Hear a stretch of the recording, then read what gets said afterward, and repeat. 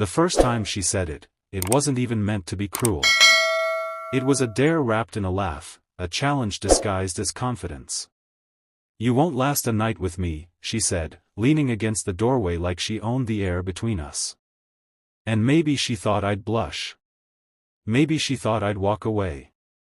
But something inside me, something stubborn, something tired of being underestimated, rose up before my mind could stop it. I smiled. Challenge accepted. And in that moment, neither of us understood what kind of night we were really talking about.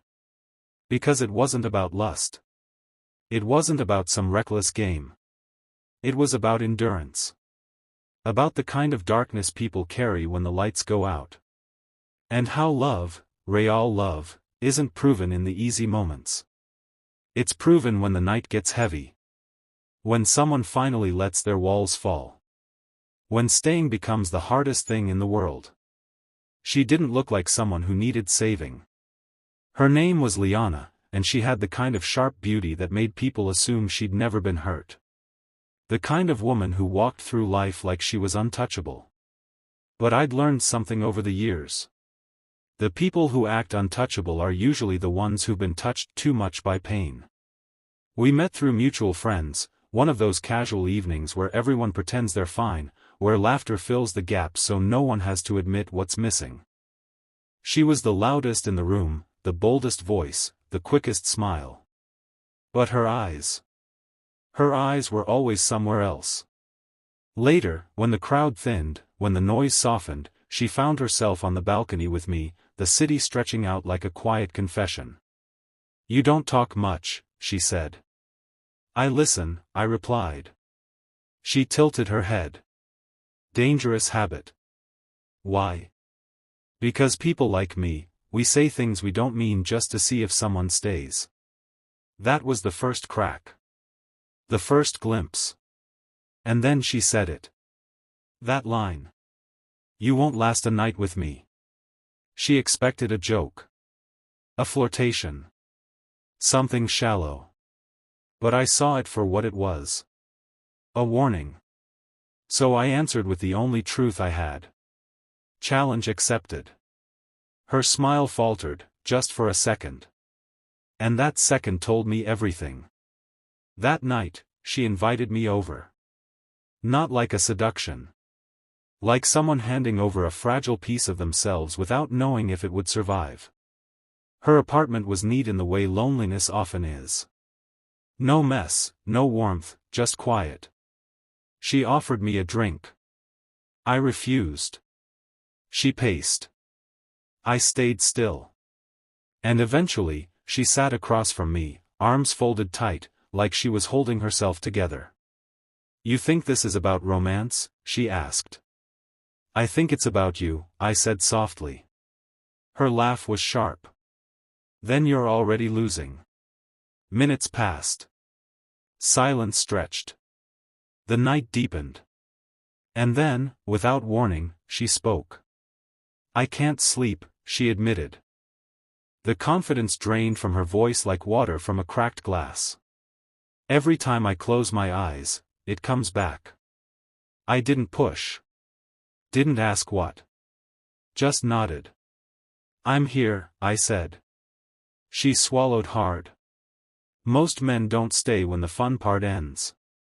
"I'm not here for fun," I replied. That's when her eyes turned glossy. And the mask slipped. She told me about the years she spent pretending she was fine. About the heartbreak that taught her not to trust. About the nights she spent staring at the ceiling, convincing herself she didn't need anyone. "I learned to survive alone," she whispered. I leaned forward slightly. "Surviving isn't the same as living." Her breath trembled. "Do you know why I say that line?" she asked. "Why I tell men they won't last a night with me?" I shook my head. "Because if they leave, it proves I was right. That no one stays. That I'm too much." The words hit like thunder. Too much. Too broken. Too heavy. I looked at her, really looked at her. "You're not too much," I said. "You're just human." Tears spilled then, quiet and uncontrollable. And I realized the challenge wasn't to last through passion. It was to last through her pain. Hours passed. She didn't touch me. I didn't touch her. We just sat there, the night unfolding like a storm outside the window. At one point, her breathing quickened, panic flashing across her face. "I can't," she gasped. I stood slowly, careful not to overwhelm her. "Look at me," I said. She did. "Breathe with me. In. Out. Again." Her shoulders shook. And eventually, she calmed. She wiped her face quickly, embarrassed. "Sorry," she muttered. "Don't apologize for being real," I replied. She stared at me like she didn't understand. Like kindness was a language she'd forgotten. And somewhere near dawn, she whispered, almost inaudible. "You're still here." I smiled gently. "I told you," I said. Challenge accepted. The sun rose slowly, pale light spilling into the room. She hadn't slept. Neither had I. But something had shifted. Not fixed. Not healed. But opened. As if the night had cracked something wide enough for hope to enter. She stood by the window, arms wrapped around herself. "You know," she said quietly, "most people think strength is being untouchable." I stepped beside her. "But strength," I said, "is letting someone see the bruises." She turned toward me, eyes tired but honest. "I didn't think anyone could last," she admitted. "I didn't think I could either," I said. Her lips parted slightly. "What made you stay?" she asked. I didn't answer with poetry. I answered with truth. Because I know what it feels like to believe you're unlovable. And I promised myself, if I ever met someone standing in that darkness, I wouldn't walk away. Her eyes filled again, but this time the tears weren't just pain. They were relief. She exhaled, like she'd been holding her breath for years. And then, slowly, she leaned her head against my shoulder. Not a dramatic gesture. Not a romantic climax. Just a simple surrender. The kind that says, "I'm tired of fighting alone." The world tells us love is proven in grand moments. In passion. In fireworks. But the truth is, love is proven in the quiet hours. In the trembling confessions. In the choice to stay when someone shows you their worst night. That morning, she didn't say thank you. She didn't need to. Her voice was barely a whisper when she spoke. "Maybe I was wrong." I smiled. "About what?" She looked up at me, eyes softer than before. "About no one lasting." And in that moment, I realized something bigger than any challenge. Sometimes the strongest thing you can do is not to win. Not to conquer. But to stay. To sit beside someone in their storm. To remind them they are not too much. And to prove that even the longest night ends with light. And if you can last through the darkness together, you can build something beautiful in the morning. Inspiring message ending. Because the truth is, the real challenge in life isn't finding someone for your best days. It's finding someone who doesn't run from your hardest nights. And sometimes, the bravest words you can ever say aren't, "I love you." They're simply, "The second night was different." Not because she was suddenly healed. Not because everything became easy. But because for the first time, she didn't pretend. Liana didn't greet me with that sharp smile anymore. She didn't lean against the doorway like she was untouchable. Instead, she opened the door slowly, her eyes tired, but honest. "You came back," she whispered, like she was still surprised. I nodded. "I told you I would." She stepped aside, letting me in, and the silence between us felt heavier than before. Not uncomfortable, just full. full of everything we hadn't said. That night, the city outside was loud with life, but inside her apartment, it was quiet like a heartbeat after crying. She didn't offer a drink this time. She didn't pace. She just sat down, pulling her knees close, as if she was bracing herself for something. I didn't sleep after you left, she admitted. I sat across from her. Neither did I. Her lips trembled slightly. I kept thinking, maybe you only stayed because you felt sorry for me. That hurt. Not because she said it, but because I understood why she believed it. When someone has been abandoned enough times, kindness starts to feel suspicious. I leaned forward gently. I didn't stay out of pity, I said. I stayed because I saw you. Her eyes flickered up. Really saw you, I continued. Not the strong version you show the world. The real one.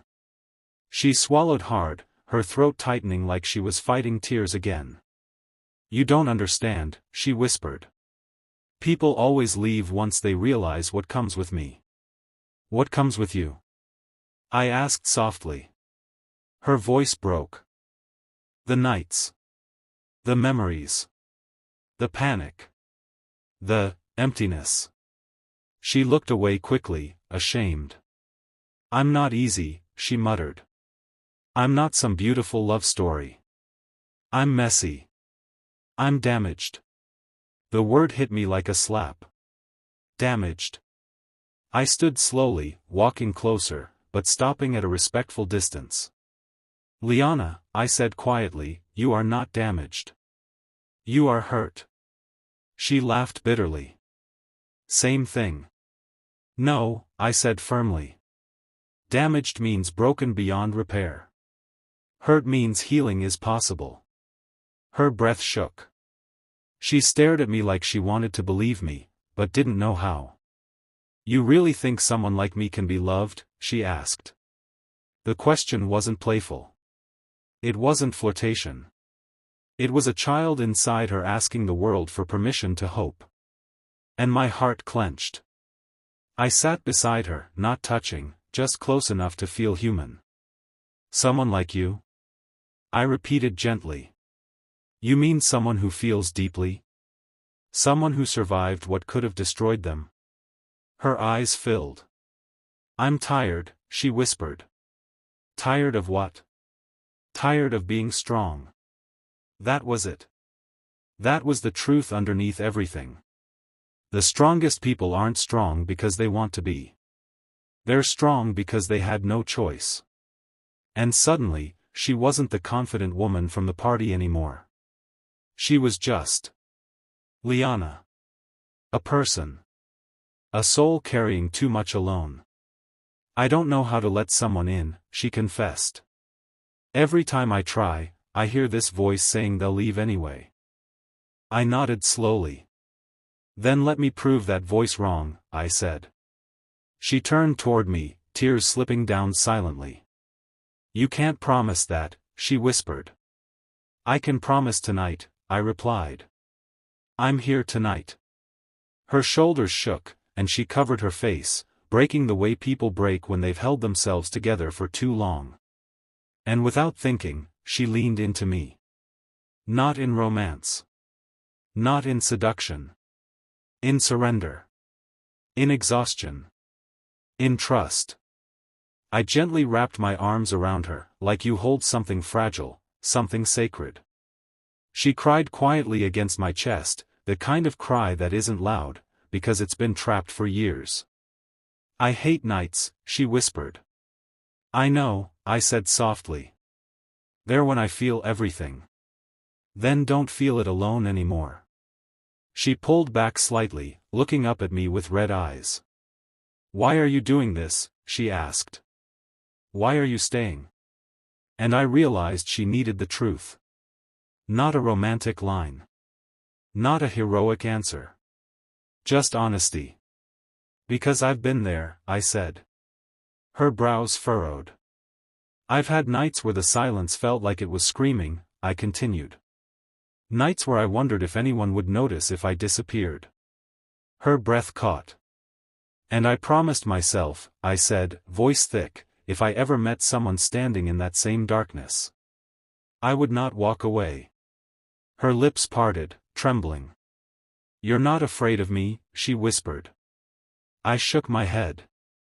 I'm not afraid of your pain. She stared at me for a long time. Then, almost like a child testing the edge of safety, she whispered.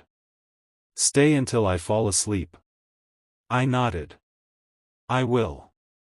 That night, she lay on the couch, hesitant, like sleep was an enemy. I sat nearby, the room dim, the world quiet. Minutes passed. Her breathing was uneven. Then she spoke softly, eyes still open. Do you think I'll ever be normal? I smiled gently. Normal is overrated, I said. Peace is what matters. She let out a small laugh, the first real one. And then, her voice became barely audible. You really proved me wrong. I leaned forward. About what? Her eyes fluttered. About lasting. And slowly, for the first time in a long time, she fell asleep. Not because her life was fixed.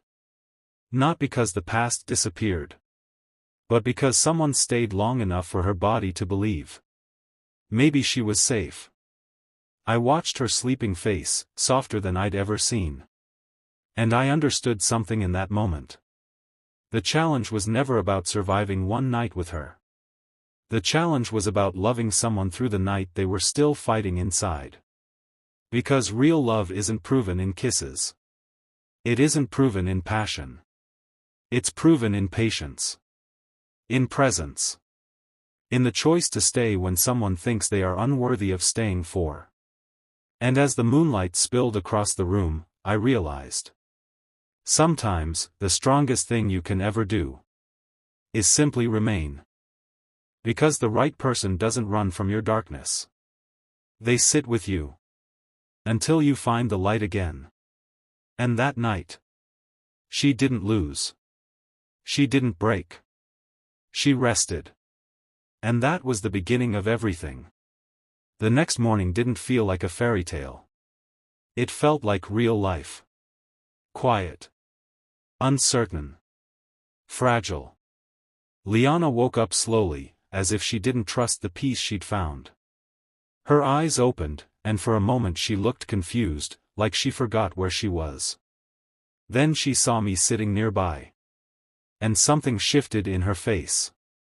Not fear. Not panic. Just disbelief. You're still here, she whispered again, like the words were too heavy to hold. I smiled softly. I told you. She sat up, pulling the blanket tighter around herself. I actually slept, she said, voice cracked with surprise. I don't remember the last time that happened. I didn't answer with celebration. Because I knew. Sleep wasn't just sleep for her. It was trust. It was surrender. It was her body finally loosening its grip on survival. She looked down at her hands, fidgeting. This doesn't change who I am, she said quickly, almost defensive. I know, I replied. It doesn't have to. Her eyes flickered up. I'm still me, she whispered. Still complicated. Still worthy, I finished gently. Her lips parted, but no words came. Sometimes people don't argue because they disagree. Sometimes they argue because they want to believe, but they don't know how. That day, she let me stay a little longer. Not because she was suddenly fearless. But because loneliness was starting to feel heavier than vulnerability. We didn't do anything extraordinary. We made coffee. We sat in silence. We watched the city move outside her window like life was happening somewhere else. And then, without warning, she spoke. Do you know what the hardest part is? I turned toward her. Being okay when people are watching, she said. And falling apart the moment I'm alone. Her voice trembled. I can laugh in a room full of people, she continued. I can be the strongest one. The loudest one. The one everyone thinks has it together. She swallowed hard. But at night, it's like I disappear. The honesty hit deep. Because so many people live like that. Smiling in public. Breaking in private. I didn't interrupt. So she kept going. I've had people tell me they love me, she whispered. But they only loved the version of me that didn't need anything. Her eyes filled again. The moment I needed reassurance, the moment I needed patience, they left. She laughed bitterly. So I stopped needing. That was her armor. Independence built from abandonment. I leaned forward. But you didn't stop feeling, I said softly. Her breath caught. No, she admitted. I just stopped showing. The room felt heavy with truth. And then she looked at me, eyes sharp with fear. You're going to get tired, she said suddenly. I blinked. You're going to wake up one day and realize I'm too much work. There it was again. That word. Too much. The curse people place on themselves when they've been made to feel like a burden. I stood slowly, walking closer. Liana, I said, voice firm but gentle, you are not work. You are not a burden. Her jaw tightened. You don't know that. I do, I said. Because I'm still here. Her eyes shimmered. But then, something darker flickered behind them. And she whispered. You shouldn't be. The words were quiet. But they were dangerous. My chest tightened. What do you mean? She looked away quickly, like she regretted speaking. But the truth was already out. I ruin things, she murmured. I sat beside her carefully. Tell me, I said softly. She shook her head. I don't want you to see that part. I want to see all of you, I replied. Her breathing became uneven. And then, like a dam breaking, she whispered. I've pushed everyone away before they could leave me. Her voice cracked. I've said cruel things. I've tested them. I've made them prove themselves over and over until they got exhausted. She looked at me, tears spilling. Because if they leave, at least I can tell myself it was my fault. At least I'm not surprised. That confession was raw. It wasn't pretty. It was real. And I realized. This was the real night. Not the first one. Not the second. This was the moment love either becomes real. Or it becomes another story of someone walking away. I reached for her hand slowly, giving her time to pull away. She didn't. I'm not here to be tested, I said gently. I'm here to be present. Her lips trembled. But what if I fail, she whispered. What if I break again? I squeezed her hand softly. Then we breathe again, I said. Then we sit through it again. Then we don't run. She stared at me like no one had ever offered her that kind of patience. And maybe they hadn't. That evening, we went outside for the first time together. Just a walk. Nothing dramatic. But for her, it was huge. The world felt too open, too exposed. Her shoulders were tense. Crowds passed. Cars honked. Life kept moving. And then, in the middle of the sidewalk, she froze. Her breath hitched. Her fingers tightened around mine. No, she whispered. No, no. I turned quickly. Liana? Her eyes were distant, terrified. It's happening, she gasped. Panic. Right there in public. People walked past like she was invisible. Like her storm didn't matter. But I didn't move away. I stepped closer. Look at me, I said firmly. She shook her head. I can't breathe. Yes, you can, I said. With me. In.